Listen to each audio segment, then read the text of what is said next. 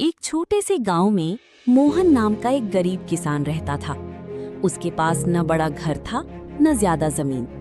उसकी पत्नी का कई साल पहले निधन हो चुका था। उसके परिवार में सिर्फ उसका 12 साल का बेटा राजू और उसका वफादार कुत्ता शेरू थे। शेरू कोई साधारण कुत्ता नहीं था। कई साल पहले मोहन ने उसे घायल अवस्था में सड़क किनारे पाया था।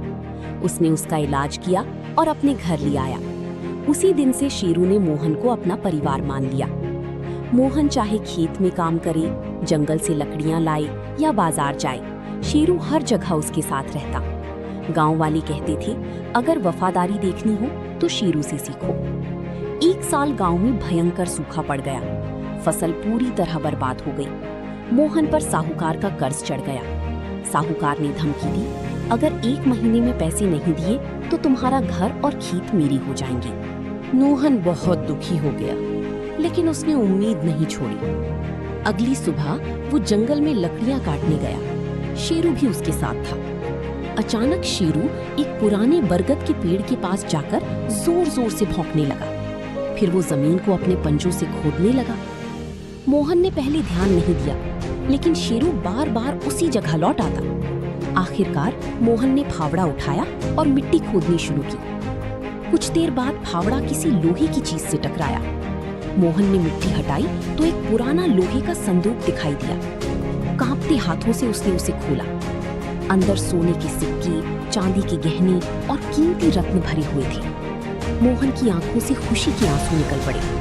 लेकिन तभी झाड़ियों के पीछे से कुछ नकाबपोश डाकू बाहर आ गए। उनका सरदार बोला, ये खजाना हमारा है।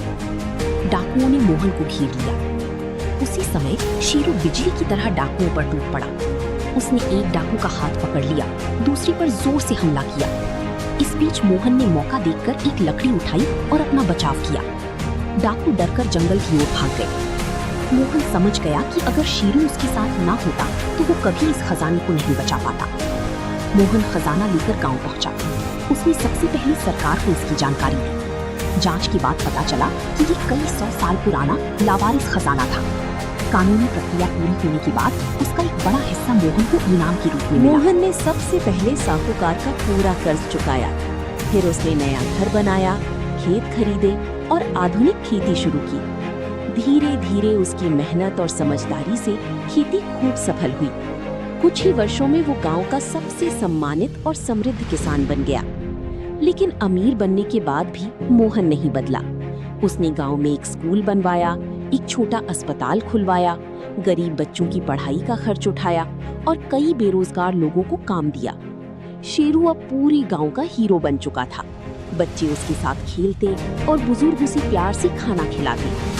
एक दिन सरकार ने भी शेरू की बहादुरी के लिए सम्मान दिया।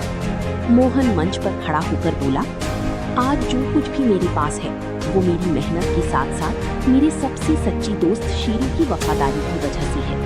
असली दौलत सोना चांदी नहीं बल्कि सच्चे साथी होते हैं। पूरा गांव तालियों से गूंज उठा।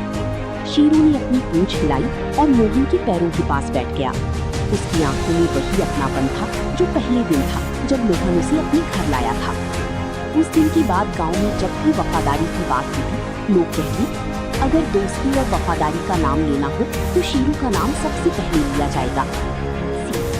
सच्ची वफादारी, ईमानदारी और मेहनत का फल देर से सही लेकिन जरूर मिलता है।